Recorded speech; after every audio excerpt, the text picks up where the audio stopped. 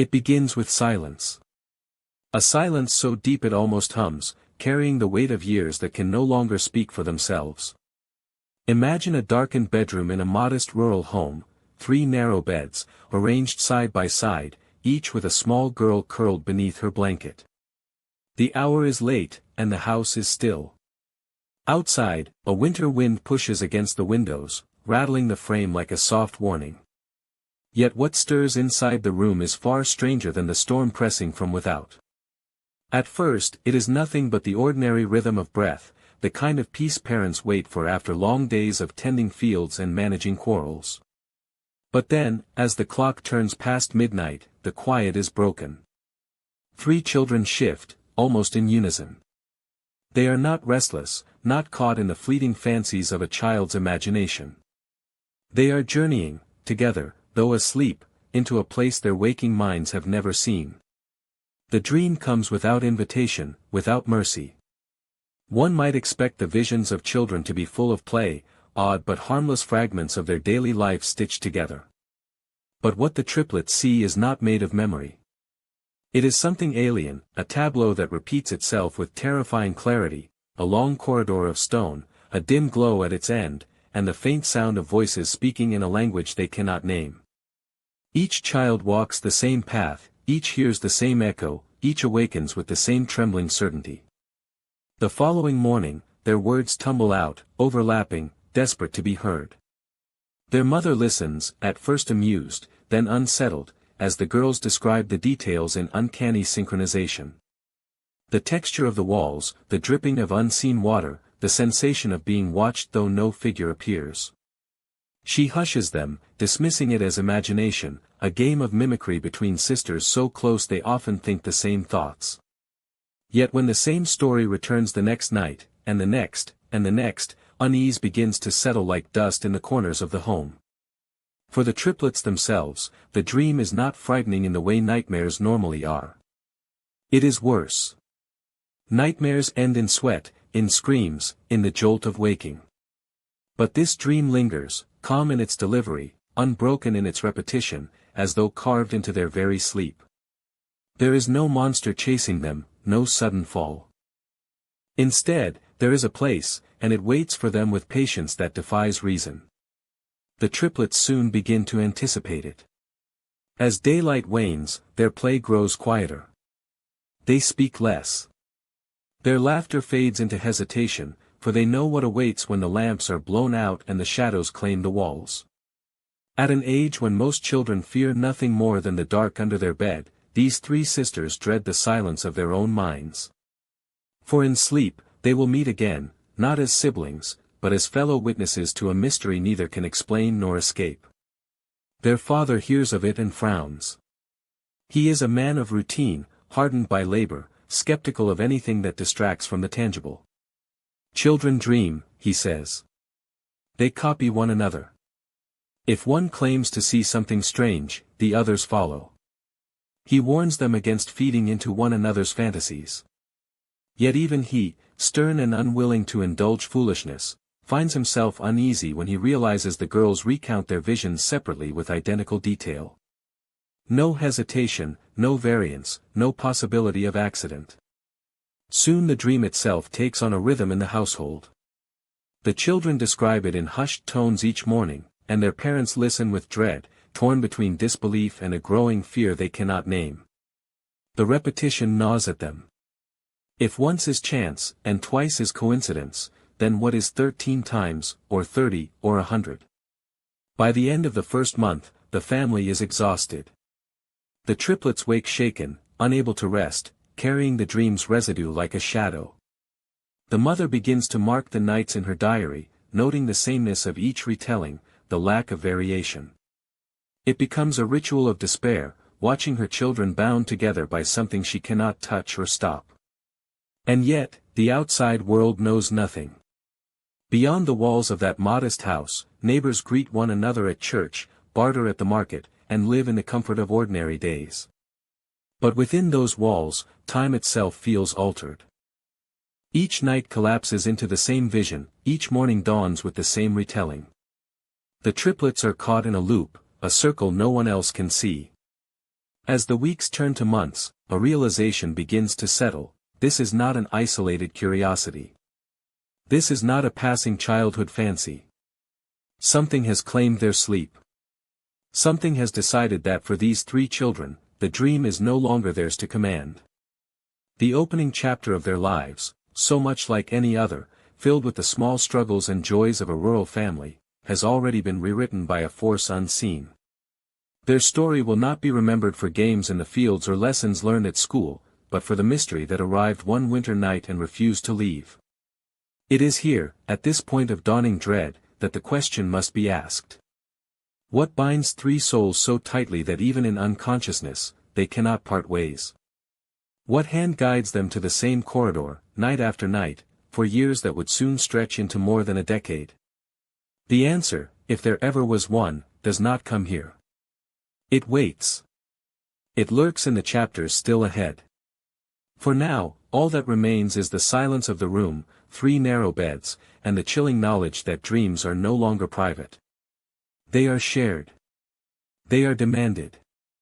And for three sisters, they are just beginning. If the dreams of the triplets were a fire that burned unseen, then the village they belonged to was the kind of place where flame, once lit, could smolder for generations. Tucked away in a fold of the countryside, it was neither prosperous nor entirely forgotten. A place of modest homes built from timber and stone, where the rhythm of life had changed little in half a century. Fields rolled out in patchwork across the land, dotted with scarecrows that leaned like weary guardians, while beyond them, woods gathered close, ancient and unyielding. The seasons dictated the mood of the community more than any calendar could. In winter, villagers trudged through snow with heads bowed, lanterns casting narrow tunnels of light against the dark.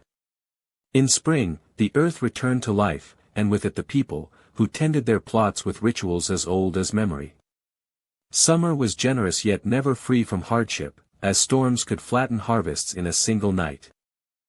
Autumn wrapped the fields in fading gold, a reminder of cycles that would always repeat. Time here was not linear but circular, echoing endlessly, as though the village existed outside the world's relentless march forward. The triplets' family were not outsiders.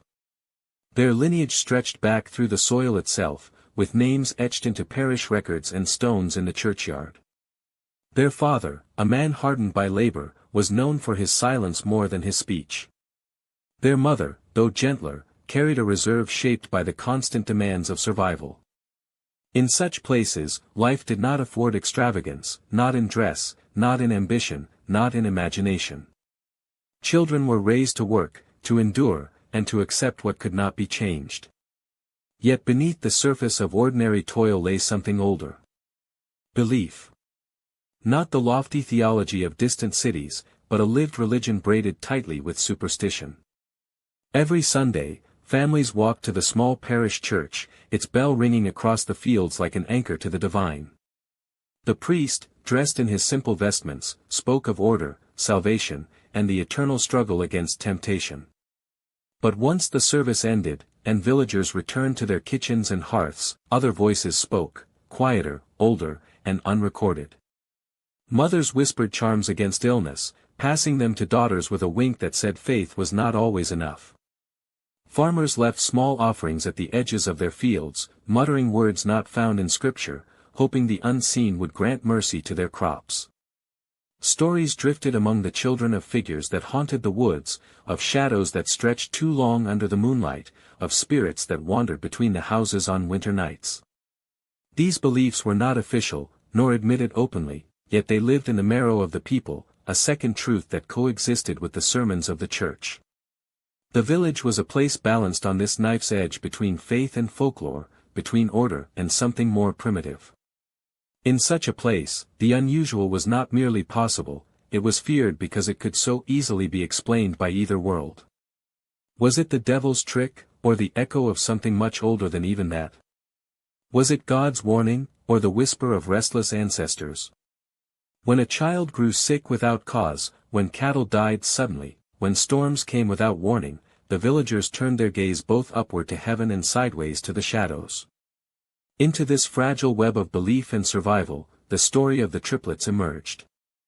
3 children bound by one dream was not just strange, it was dangerous.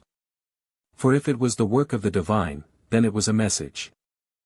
If it was the work of the devil, then it was corruption. If it was neither, then it was something even worse, a mystery without a name.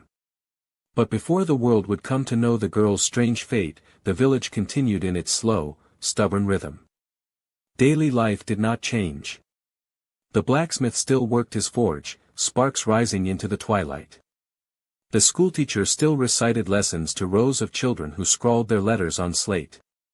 The old women still sat by their windows, knitting, their eyes sharper than they let on. Life appeared ordinary, and yet, beneath its surface, time felt heavy.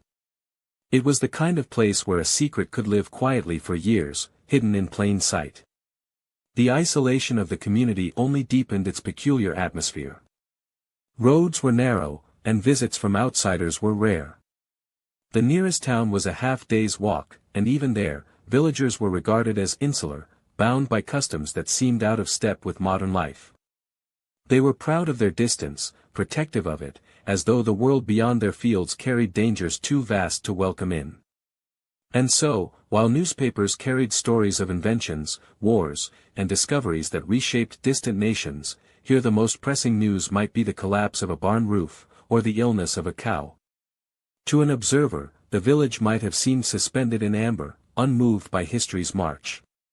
Yet to those within, time was not static but circular, weaving old fears into new forms. In this circle, the triplets grew. Their days were ordinary, helping their mother with chores, walking to the schoolhouse with other children, playing in the fields when the sun allowed. Nothing in their waking hours marked them as different. But nightfall had already claimed them. In such a setting, where silence carried weight and whispers carried power, the seeds of their strange condition found perfect soil. A village bound to cycles, haunted by superstition, and wary of any disruption was the stage on which their mystery would unfold. When the triplets began to speak of their dreams, it was not simply their family that would be tested. It was the entire balance of a community that feared both change and the inexplicable. For in a place that resisted time, nothing was more threatening than a secret that refused to fade. It began quietly, as most calamities do. No crash of thunder, no sudden violence. Just 3 children whispering to their mother about a dream they could not shake. At first, it was almost charming. Children often wake frightened by nightmares, and parents learn to soothe them with soft voices and promises that it was only a dream. But this was different. It was not fear that troubled the triplets that first morning. It was certainty. They spoke with unusual calm, as though rehearsing a memory rather than relaying imagination.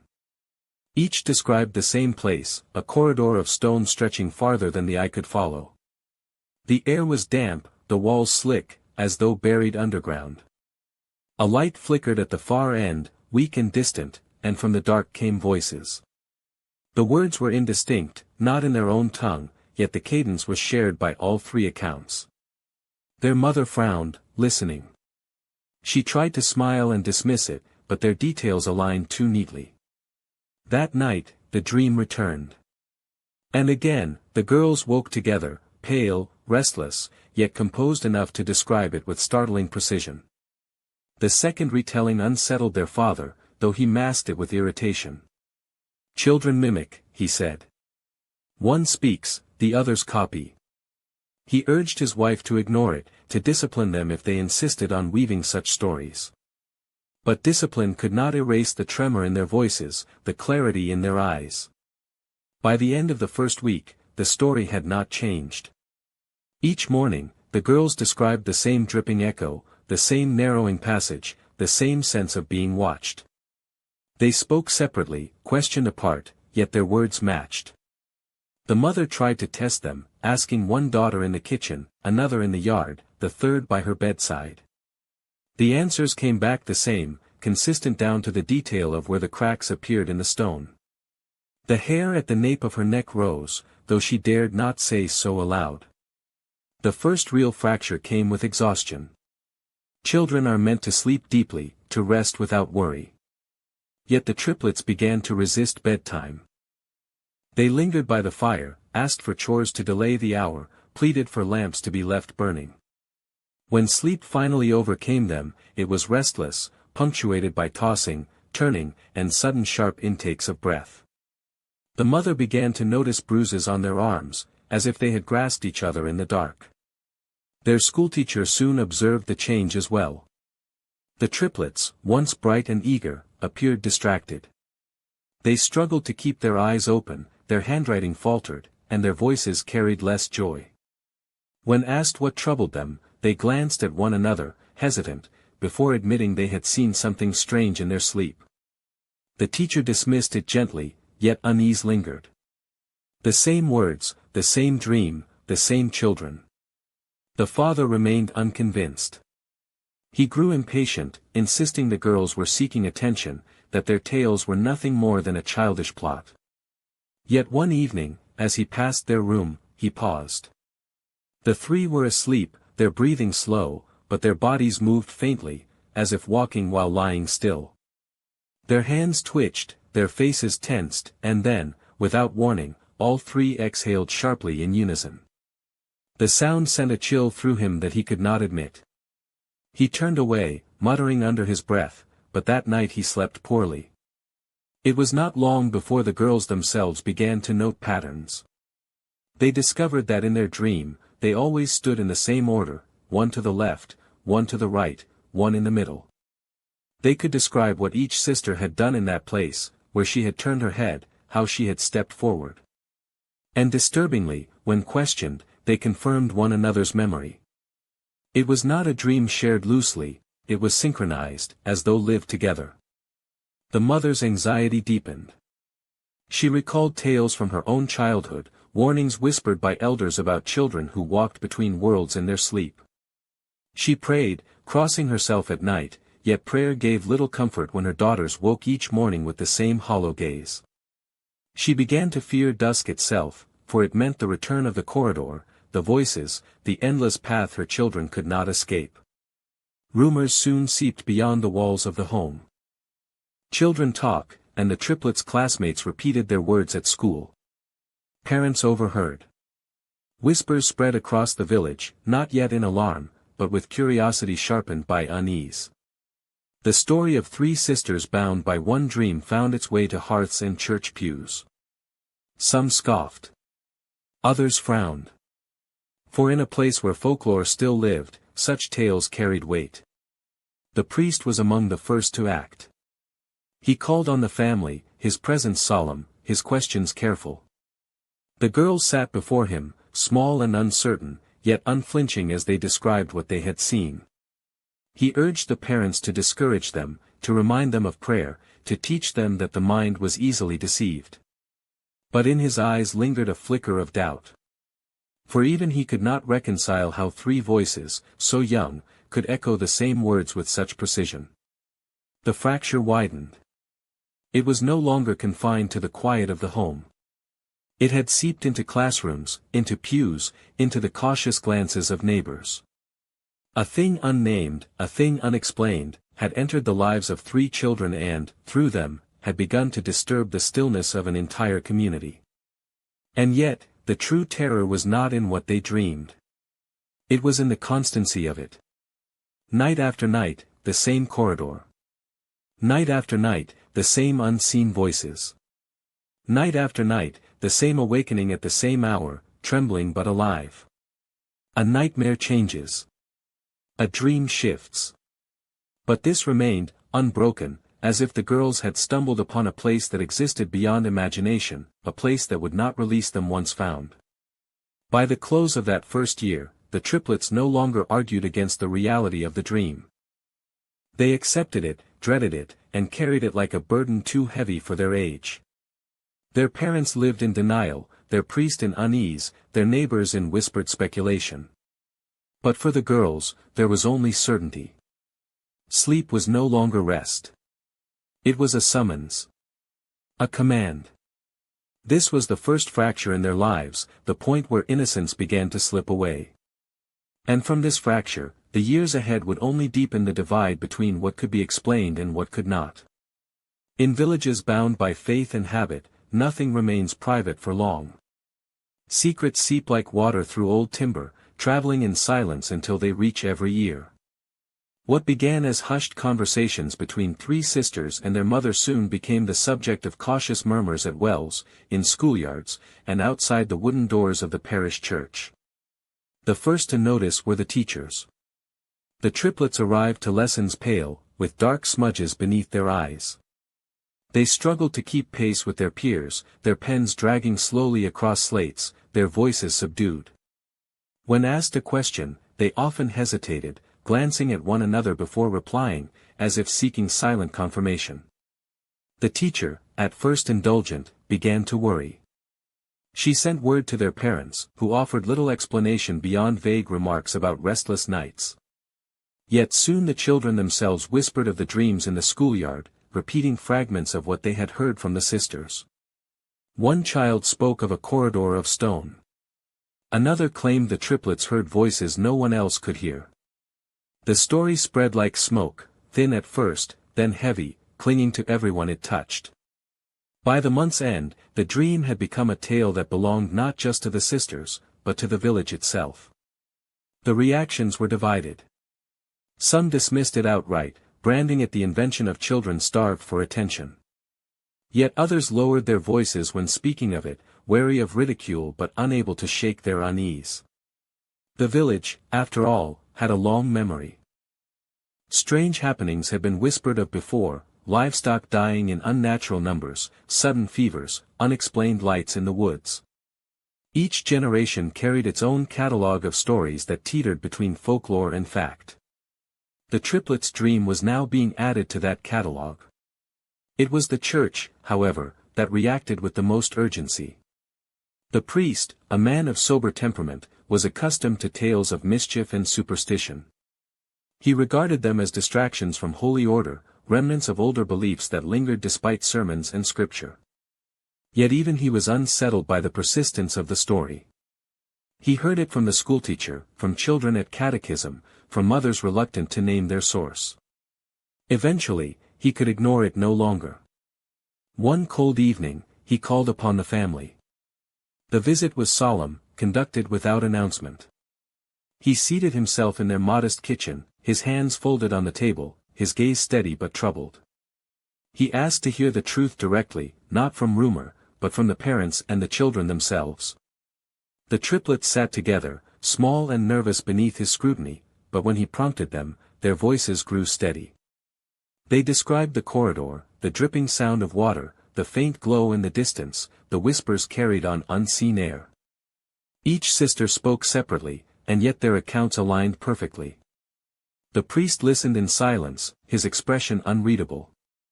At length, he closed his eyes and offered a prayer, calling on God to shield the children from temptation and deception. To the parents, he spoke sternly. They must not indulge the girls' stories, nor allow them to repeat such tales to others. To do so was to invite disorder, even blasphemy. The dreams, he declared, were nothing more than tricks of the mind, perhaps influenced by the devil, seeking to undermine the family's faith. Prayer and discipline were the remedy. Silence, he insisted, was necessary. Yet silence was impossible. The village thrived on stories, and the more the priest urged discretion, the more the tale grew. Parishioners whispered of divine warnings, signs meant to call the faithful to repentance. Others suspected curses, punishment for some hidden sin in the family's past. A few even suggested that the triplets were touched by grace, chosen as vessels of prophecy. The interpretations multiplied faster than they could be silenced. The parents bore the weight of this speculation with shame. The mother, anxious and weary, found herself watched in the market, whispered about as she passed. The father grew irritable, defiant, scowling at those who dared to glance too long. But their anger could not contain the spread. Whispers had a life of their own, and soon the triplets' condition belonged to the parish as much as to the family.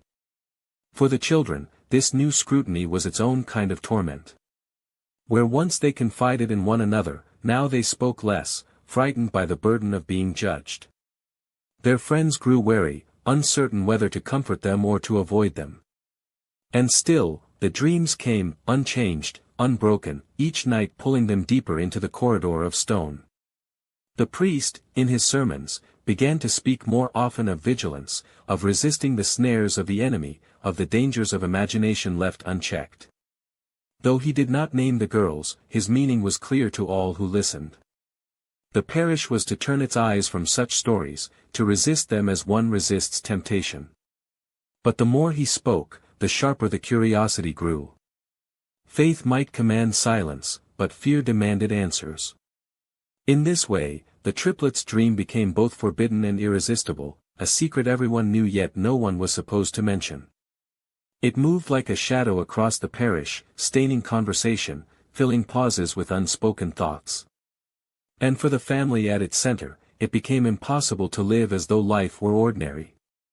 The fracture between private suffering and public suspicion had widened, and there was no repairing it. The whispers had begun. And whispers, once loosed, never truly vanish. They settle in pews, in doorways, in the corners of houses. They linger. They wait. There is a difference between an occurrence and a condition. An occurrence comes and goes, marking a moment before fading into memory. A condition lingers. It saturates life until it becomes impossible to imagine existence without it. For the triplets, the dream was no longer an occurrence. It was their condition. What began as a strange repetition in early childhood stretched into months, and then into years. Each season returned them to the same corridor of stone, the same faint voices, the same unanswered dread. Time outside the dream passed, birthdays were marked with cakes, winter coats were outgrown, hair grew longer, shoes wore thin. Yet inside, nothing shifted. Each night was the same night, stretched endlessly across 13 winters. At first, their parents clung to hope that the dreams would fade with age. Many childhood fears dissolved with time, left behind like toys abandoned in the attic. But the dreams did not dissolve. They sharpened. As the girls grew older, they described the corridor with increasing detail. They noted how the air smelled of mildew, how water seeped in rivulets along the walls, how the stone seemed older than memory itself. They spoke of pauses in the voices, as though the unseen speakers were aware of being overheard. The family began to measure time not in years, but in repetitions. Each night became a tally mark. By the end of the 5th year, the tally was beyond counting. By the 10th, it was beyond comprehension. What other children forgot in the morning, these three carried like a burden of stone. Daily life continued in appearances only. The triplets walked to school, carried baskets from the market, sang when asked to in church. But the dream hung over them like a shroud. Their smiles were thinner, their laughter brittle, their eyes shadowed by fatigue no child should bear. Teachers noticed their concentration falter. Neighbors noticed their distance. Friends noticed the way they leaned unconsciously toward one another, as if afraid to be separated even for a moment. And yet, through all of it, the dream did not change. It did not escalate into nightmare, nor soften into harmless vision. It persisted, unwavering, like the ticking of a clock. The girls began to see their lives in two halves, the waking world, fragile and fleeting, and the dream, constant and immovable. For them, the dream was the reality, and the waking hours only an interlude. This constancy was its own form of cruelty. For in constancy, there is erosion. Like water dripping endlessly on stone, repetition wears away resistance. The triplets no longer cried out in the night, no longer fought sleep with the desperation of earlier years. They surrendered to it, not from acceptance, but from exhaustion. Their mother would find them sitting silently at dusk, staring into the fire, as though already rehearsing the journey they would soon make. It was in adolescence that the weight of the dream became unbearable. Puberty brought its own turmoil, yet for the sisters, it was eclipsed by the continuation of their condition. At an age when most children begin to separate, to form distinct identities, the triplets grew more entangled. They knew each other's thoughts because they had lived each other's nights. Secrets were impossible, privacy did not exist. They became three bodies tethered by a single thread that stretched through every midnight. The parents, once firm in their denials, began to falter. Their father, who had mocked the idea of anything supernatural, grew more withdrawn. He drank more heavily at night, his silence now carrying the weight of fear he refused to voice. Their mother clutched rosary beads until her fingers ached, praying aloud for deliverance, whispering to saints whose names trembled in her mouth. But deliverance never came. Each dawn brought the same haunted eyes, the same exhausted faces, the same words whispered in unison. The community, too, adjusted in its own way.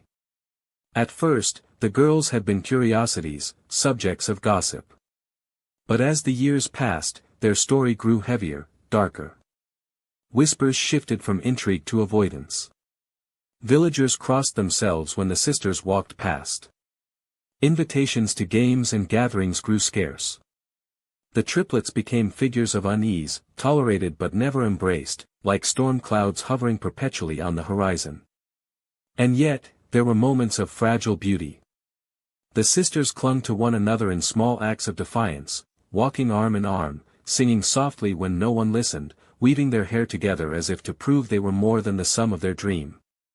They found brief solace in each other's company, yet even that solace was shadowed by what lay ahead each night. Their bond was not chosen, it was imposed. And bonds imposed are bonds that chafe, even as they comfort. As the 13th year approached, a subtle change crept in. The girls themselves sensed it before they could articulate it. The dream grew heavier, the silence between the voices more deliberate. They woke with headaches, with fevers, with tremors in their hands. Their descriptions grew darker. The corridor seemed longer, the air colder, the sense of being watched more acute. It was as though the dream had been patient, waiting for them to reach an age where its weight could finally be understood. On the 13th winter, the family gathered for what should have been a moment of joy, the marking of another year survived, another step into adulthood. Yet even the celebration felt hollow, shadowed by the knowledge that their daughters had spent every night of their lives in the grip of a single vision. While other families spoke of ambitions, marriages, trades, futures, theirs spoke only of endurance. Their legacy was not progress, but persistence. It was then, in hushed tones, that neighbors began to call the dream a curse. They said it aloud, though always out of earshot of the family. A curse that bound three sisters to a fate none could understand. A curse that drained them of youth, of joy, of hope. Whether born of sin, or witchcraft, or divine punishment, the word stuck. Curse. And the truth, spoken quietly in kitchens and fields, was that no one, not the priest, not the parents, not the sisters themselves, could argue otherwise. 13 winters had passed, but the night had never changed. The same corridor. The same voices. The same unbroken summons. The triplets had become prisoners of a dream. And in that prison, time itself had been rewritten. There is something uniquely destructive about repetition. A single tragedy can wound, but the wound heals, even if imperfectly. Repetition, however, is different. It does not wound once, it erodes, grinding away at the mind day after day until nothing remains but resignation and despair. For the triplets, the dream was not a singular torment, but a ceaseless cycle. And for those who lived with them, the weight of that cycle was just as unbearable. Each morning followed the same ritual. The sisters would rise pale and subdued, often speaking in unison before realizing they had echoed each other's words. Their mother would place bowls of porridge before them, untouched until she urged them to eat. Their father avoided their gaze. The house felt less like a home and more like a waiting room for something unnamed but inevitable. In the village, their presence became an omen. Conversations paused when they entered, as though words themselves feared to brush against the strange condition that clung to them. Some neighbors believed the family cursed and avoided them outright. Others tried kindness but faltered under the uncanny mannerisms of the girls, their synchronized responses, their haunted eyes. Even those who wished to help found themselves retreating, uneasy in the shadow of what could not be explained. The repetition of the dream seeped into every part of their existence. Birthdays were reminders not of life advancing, but of time stolen. Christmases carried no joy, every carol sounded hollow when the night promised only the same corridor, the same disembodied voices. Spring brought blossoms, but the triplets never seemed to notice.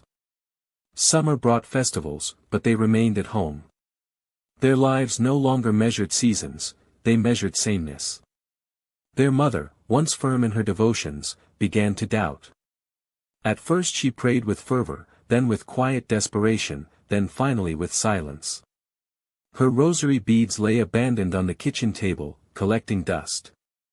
She confessed privately to a neighbor that she no longer knew if God listened, or if God had turned away. Faith, like everything else in the household, had been worn down by the monotony of unanswered nights. The father chose a different path. His skepticism hardened into bitterness. He accused his daughters of exaggeration, of collusion, of seeking attention. Yet even as he scolded, his hands trembled when the girls described the latest details of the dream. He drank heavily in the evenings, seeking escape in the bottom of a glass, only to wake with the same haunted dread as his daughters. His denial was not born of disbelief, it was born of fear too great to acknowledge. For the girls themselves, the repetition was a cage. Childhood slipped from them unnoticed, replaced by the demeanor of weary adults. They no longer played games, no longer argued over trivialities. Their bond deepened, but not in joy, it deepened in shared captivity. They learned to speak less, for each already knew what the other had seen. Silence became their language, glances their vocabulary. In school, they were present but absent. Teachers asked questions only to receive the same flat answers. Other children whispered, then mocked, then finally excluded them altogether. They were the odd ones, the dream children, the cursed sisters who never laughed, never joined. Loneliness became their companion. There were nights when one of them resisted sleep, sitting upright until exhaustion dragged her under. But resistance was futile. The dream waited patiently, indifferent to willpower. Whether they slept willingly or unwillingly, they found themselves in the same stone corridor, the same half-heard whispers echoing like a cruel litany. And when they woke, it was always with the same hollow expression, the same unspoken understanding. It is in repetition that madness grows. The human mind seeks novelty, even in suffering. When even suffering becomes predictable, the self begins to unravel. The sisters often stared at walls for long stretches, as though waiting for something to move. Their hands shook when touched unexpectedly. Their laughter, when it appeared, sounded unnatural, like a borrowed echo. They were no longer simply children plagued by dreams, they were becoming fragments of something the world could not name. And so, the house itself began to change. Once warm with fire and chatter, it grew cold and quiet. Windows were left shuttered. Visitors became rare. Meals were eaten in silence, punctuated only by the clink of spoons. The mother wept in secret, the father paced at night, the daughters sat with blank eyes fixed on unseen distances. The family did not collapse in one moment of tragedy. It decayed slowly, worn down by the merciless grind of the same night repeated endlessly. Neighbors whispered that the home was haunted, not by spirits, but by despair. They were not wrong. For despair had seeped into its walls, into its floors, into its very air. The repetition of the dream was no longer confined to the triplets. It had infected everything around them, stretching outward like a disease that drained color from life. And yet, beneath the despair, there was something else, something unspoken, but deeply felt. A question lingered in the hearts of all who knew them: why? Why these three? Why the same dream, the same corridor, the same endless summons? Why had repetition chosen them as its vessel? No answer ever came. Only silence. Only the same night, again and again, until silence itself became the only truth. In repetition, the family had lost everything: faith, joy, community, and even hope. What remained was only endurance. And endurance, when stripped of purpose, is the cruelest burden of all. The human mind cannot abide a riddle without searching for an answer. When confronted with mystery, people will invent explanations, cling to scraps of reason, or stitch together fragments of belief. It was no different for the case of the three sisters, whose nightly ordeal, whispered from house to house, became too strange to ignore. If the family themselves could find no escape, then perhaps someone from the outside could provide a key. The first to step forward was a priest, summoned in quiet desperation by the mother. He entered the house with holy water and a Bible, his presence bringing a flicker of hope to a home collapsing under despair. He listened to the girls describe their dream, nodding gravely as though cataloguing each word. To him, there was no doubt, the devil preyed upon innocence, weaving illusion to weaken faith. He sprinkled the thresholds with holy water, recited prayers of protection, and pressed a crucifix into the hands of each girl. For a time, the mother believed. She knelt with her daughters at night, whispering prayers until exhaustion dragged them all into sleep. But the dream returned, unbroken and unchanged. Morning found the crucifixes lying cold in their beds, untouched yet powerless. The priest returned again, his prayers louder, more insistent, but his own eyes betrayed doubt. By his third visit, he muttered more to himself than to the family, as though grappling with a force he could not bend to doctrine. When the dreams continued unabated, he stopped coming. His absence was explanation enough, faith alone could not wrestle the repetition into silence. The second voice belonged to medicine. A physician from a nearby town arrived after hearing of the strange case, more curious than compassionate. He brought stethoscopes, thermometers, and tinctures, treating the sisters less as children than as specimens. He examined their eyes, checked their pulses, asked questions about diet and routine. His conclusion was immediate: a nervous disorder, perhaps hereditary, perhaps environmental. He prescribed tonics, powders to calm the mind, and instructions for rest. But rest was impossible. The dream broke through laudanum, through bitter draughts, through all the tools of the apothecary's trade. Night after night, the girls woke with the same hollow expressions. The physician grew frustrated. He suggested that the daughters had cultivated hysteria, each feeding the other's delusions until it hardened into conviction.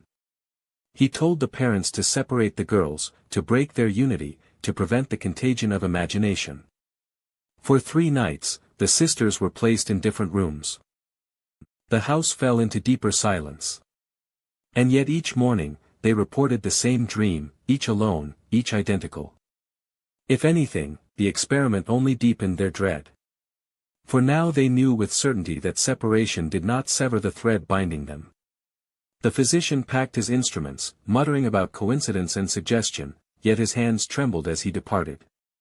His science had yielded no cure, only the acknowledgement of his limits. Word of the mystery spread further, drawing not just priests and physicians, but curious minds who thrived on enigmas. A traveling scholar, versed in the folklore of dreams, requested an audience with the family. He carried notebooks filled with symbols, legends, and tales collected from distant villages. To him, the corridor described by the sisters was not unique. He had heard whispers of others who spoke of endless halls, of doors unmarked, of whispers without source. He spoke of ancient beliefs, that dreams could be shared when souls were bound too tightly, that the unconscious might open a single door for many to walk through together. He cited stories of twins across continents dreaming identical visions, of mothers sensing their children's nightmares from miles away. But never had he encountered a case so relentless, so exact in its nightly repetitions. He suggested that the sisters' bond was not merely familial but spiritual, an entanglement of souls that refused to remain distinct. The family listened, half in awe, half in terror. For if he was correct, the dream was not merely a disorder or a trick of the mind. It was a manifestation of something deeper, a truth about their very essence. The scholar promised to return with more notes, but like the priest and the physician, he too vanished after weeks. The silence that followed was worse than his strange theories, for silence implied surrender. Not all explanations came from learned men. Villagers, steeped in superstition, offered their own. Some whispered that the girls had been marked at birth, their cries heard by something beyond human hearing. Others claimed that their identical dreams meant they were chosen for a purpose, though no one could agree on what that purpose might be. A few believed the dream was a warning, a prophecy that would reveal itself in time.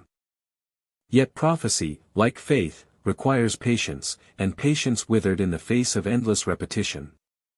As years passed, the explanations themselves became a kind of ritual. Each new visitor brought a theory. Each theory failed. Each failure left the family more isolated. They became both a spectacle and a cautionary tale. Children dared each other to pass by their shuttered house. Adults crossed themselves when the girls' pale faces appeared at the market.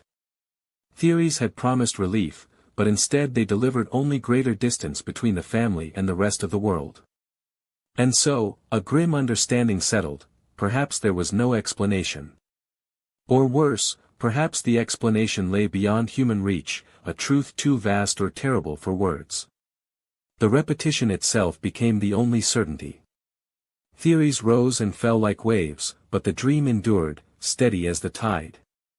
By the time the girls reached adolescence, the visits had stopped altogether.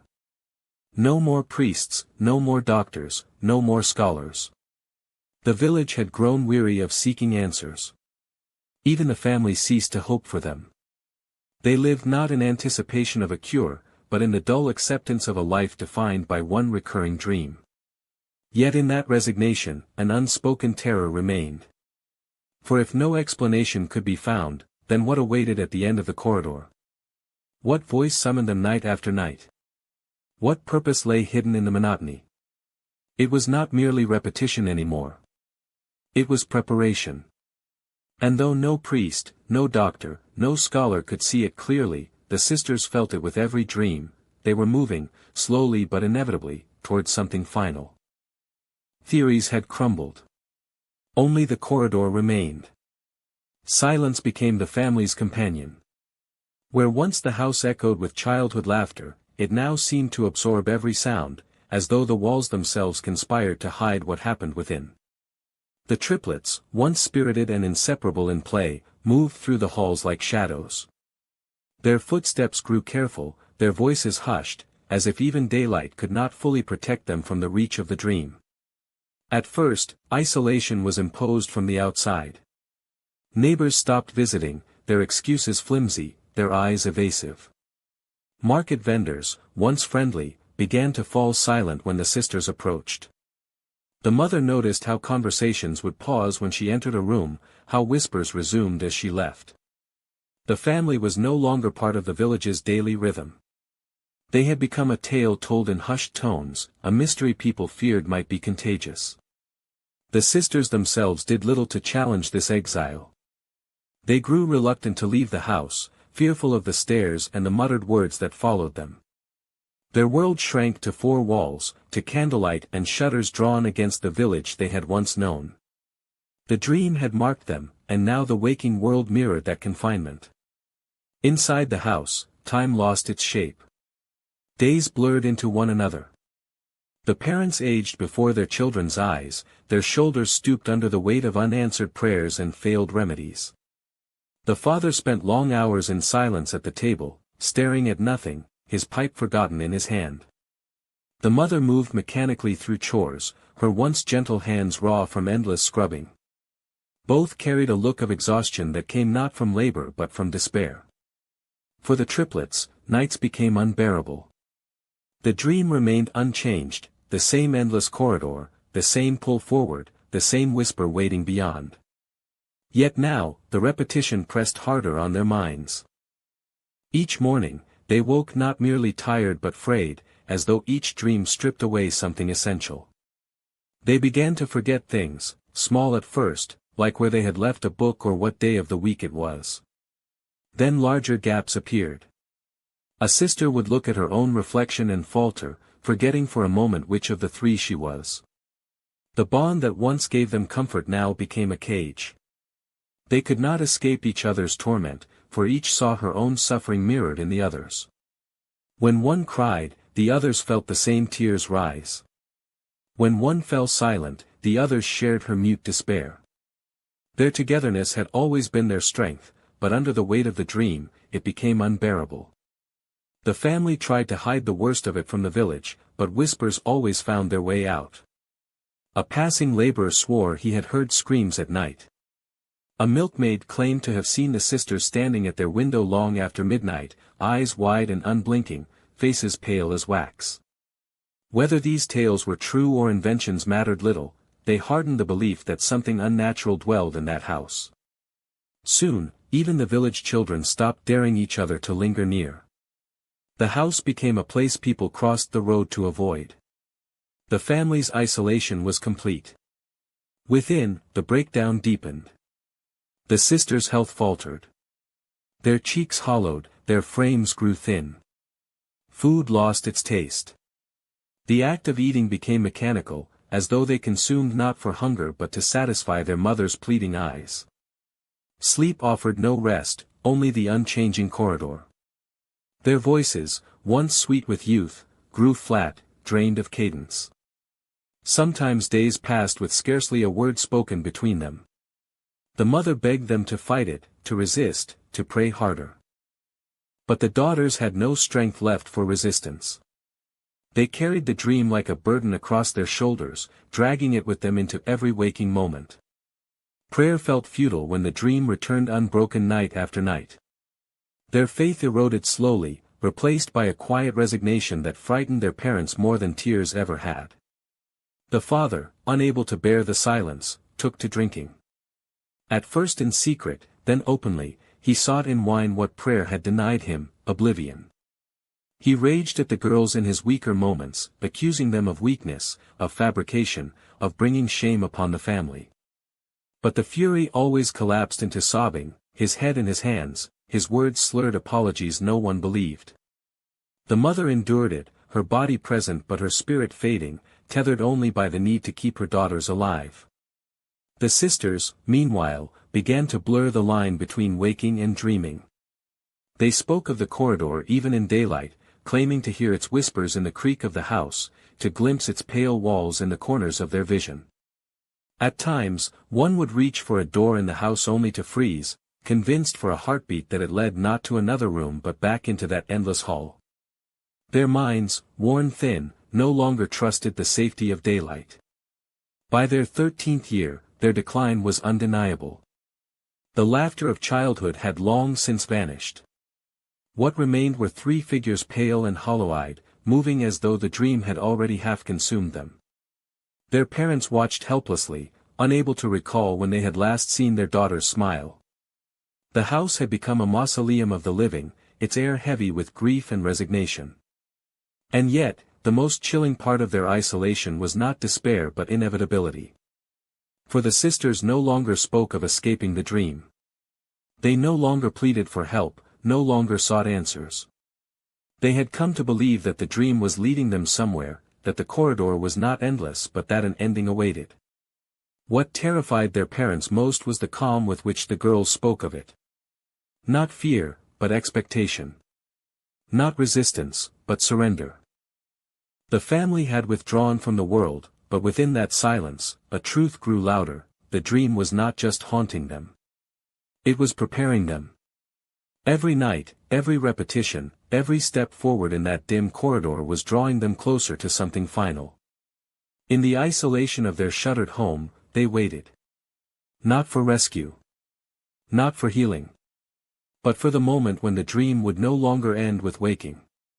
The 13th year had arrived, not with ceremony but with a heaviness that settled on the house like ash. The sisters had grown into young women, yet their faces bore none of the vitality expected of their age. Their eyes were rimmed with shadows, their lips pale, their movements slow, as though life itself had thinned within them. The family knew they were waiting for something, though none dared to speak its name.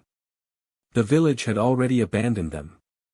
People no longer asked after the girls, no longer wondered aloud if they might recover. The silence surrounding the family had become part of the unspoken order of things. The house stood like an island, its windows shuttered, its doors seldom opened. Only the mother's quiet steps across the floorboards and the father's heavy sighs marked the passage of days. And then came the final night. It began as so many others had, with the sisters seated together in their room, their faces lit by the soft flicker of a single candle. The mother kissed each of them before bed, her lips trembling against their foreheads. She lingered in the doorway longer than usual, her hand pressed against the frame, as though she feared she might never see them again. The father, silent and unshaven, sat by the hearth downstairs, his eyes fixed on the dying fire. He did not come up to say goodnight. When the candle was extinguished and the room surrendered to darkness, the sisters lay side by side, their breathing uneven. For a moment, it seemed the same as always. But they knew. There was something different in the air that night, a stillness so complete it pressed against their chests. Even before sleep claimed them, they felt the pull. The dream came swiftly, without the half-conscious drift that sometimes delayed it. The corridor was there at once, its pale walls stretching forward, its air heavy and cold. But this time, it was not endless. Ahead, where there had always been only shadow, now there was a faint glow. It shimmered like light at the end of a long tunnel, promising both revelation and finality. The sisters walked. They did not look at one another, yet each knew the others were beside her. Their steps were in unison, their breaths shallow. For the first time in 13 years, the corridor did not hold them in stasis. It urged them forward, faster than before, as though some unseen force had grown impatient for their arrival. They passed the places they had memorized from repetition, the faint crack in the left wall, the doorless frame they had never dared to enter, the stain that marked the floor like dried blood. Each landmark slipped behind them more quickly than in any dream prior. The whispering sound that had always lingered at the edge of hearing grew clearer, shaping itself into syllables they could almost comprehend. Their hands brushed the corridor walls as they walked, and for the first time, the surface felt warm, pulsing faintly as though alive. They recoiled, yet still they moved forward, unable to resist. The glow ahead grew stronger, not blinding but steady, a promise of something absolute. At last, they reached the end. The corridor opened into a chamber, vast and formless, its ceiling lost in darkness. The light came from a figure standing at its center. Not a man, nor a woman, but something undefined, cloaked in brightness that obscured its shape. The sisters halted, breathless. The figure spoke without moving its lips. Its voice was neither male nor female, neither harsh nor kind. It was a sound that bypassed the ears and settled directly into the marrow of their bones. "You have walked long enough," it said. "Now it is time." The sisters trembled, their voices caught in their throats. For 13 years they had asked what lay beyond the corridor. Now they were here, and the answer was both terrifying and inevitable. One of them, the middle-born by mere minutes, stepped forward. Her voice was small, yet it echoed in the chamber. "What do you want of us?"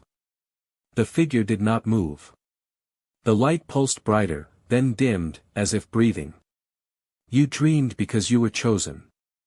You were bound because you were 3. But there is no separation here. Only one path, only one end." The sisters clasped one another's hands. They understood then that the dream had not been punishment, nor chance, but preparation. The corridor was not endless, it was a passage, and they had reached its conclusion. The figure raised what might have been an arm. The light surged outward, enveloping them. For an instant, they felt weightless, as though lifted from their bodies. The chamber dissolved around them. The corridor, the walls, the figure, all faded into pure radiance. And then, nothing. Morning came. The mother, weary from a restless night, climbed the stairs to wake her daughters. She paused outside their door, sensing the unnatural stillness within. Slowly, she pushed it open. The room was bathed in early light. The sisters lay side by side, their hands clasped together. Their faces were calm, more peaceful than she had seen in years. But their chests did not rise. Their bodies were still, their lips pale.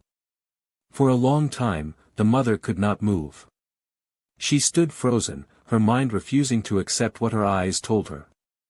The father appeared behind her, his expression hollow. He did not cry. He simply placed his hand on the doorframe and stared. The triplets had left together, just as they had lived. 13 years of dreaming had ended in silence, their final journey completed not in life but in sleep. The village would later whisper of what was found that morning, 3 sisters lying as though carved in marble, faces serene, hands entwined. Some said they had been taken. Others whispered they had finally escaped. But no one could deny that something beyond the ordinary had claimed them. The mother's wail carried through the house, but the village did not come running. They had expected this. They had always known the family was marked. And so, the final night was sealed. The corridor had claimed its end, and the sisters who had shared one dream for 13 years had crossed a threshold no one else could follow. The morning after the final night, the house stood silent, its windows catching the first pale light of winter. The village did not rush to investigate. Word had already spread of the sisters' condition, and by now, most had come to accept that whatever had occurred within those walls was beyond human comprehension. The triplets were gone, but the presence they left behind lingered in every shadow, every empty corner, and every whispered story. The parents carried the burden of survival alone. Their grief was private, enclosed within the walls of the home that had once been a place of warmth and laughter. The mother, who had prayed endlessly for deliverance, now spent hours kneeling before her empty hearth, her lips moving in prayers that could no longer reach anyone. The father wandered through the village with hollow eyes, his hands shaking, as though still trying to grasp a reality that had slipped through his fingers. Both aged rapidly, the weight of unanswered questions pressing down on them like stones. Neighbors came only sparingly, drawn by curiosity but restrained by fear. They spoke in murmurs about the girls, recounting the tale with the careful precision of those who fear disturbing a sacred, terrible memory. Some claimed the triplets had been taken by angels, their souls finally released after years of endurance. Others whispered of a curse that had been lifted, but at a price too high to name. The truth, as always, remained elusive. The house itself became a symbol. It was left largely untouched, a shrine to the inexplicable. Windows remained shuttered, floors creaked with the ghosts of footsteps, and the garden, once tended, grew wild and untamed. Children dared one another to pass its gates, but few stayed long. Even the bravest would speak of chills, of shadows moving unnaturally, and of the sense that the corridor of the dream might still exist somewhere beyond the walls. Scholars and writers later visited, drawn by the story's persistence. They recorded accounts from neighbors, interviewed the parents, and examined the house for traces of the inexplicable. Each observer came away with a mixture of fascination and unease. Some theorized that the sisters had been born with an unusual neurological condition, a shared consciousness or psychic resonance that allowed them to inhabit one another's minds in sleep. Others embraced folklore, claiming the girls had been chosen for a mystical purpose, a connection to a world unseen. Yet no theory could explain the consistency of the dream, its 13-year endurance, or the serenity on the sisters' faces in the final moments. As decades passed, the story of the triplets embedded itself into the cultural memory of the region. Songs were sung, poems written, and local storytellers recounted the tale by hearth and candlelight. Children learned of the sisters not merely as figures of fear, but as symbols of endurance, mystery, and the fragile line between reality and dream. Each retelling added layers, subtle distortions, and flourishes, but the core truth endured. 3 sisters had shared one dream for 13 years, and no one could fathom the breadth of its reach. Historians attempted to piece together the fragments left behind. Parish records confirmed the dates of birth, accounts of repeated nights spent in prayer, and reports of visitors who had attempted explanations.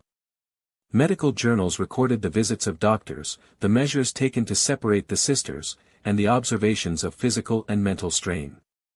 Yet despite the documentation, the ultimate cause remained unresolved, a riddle that invited speculation but defied certainty. Even the house, eventually passed into new ownership, could not escape the shadow of its past. Those who lived there afterward reported strange occurrences, sudden drafts, faint whispers when no one else was present, and the sensation of being watched. Few remained long, and those who did were careful to respect the memory of the triplets.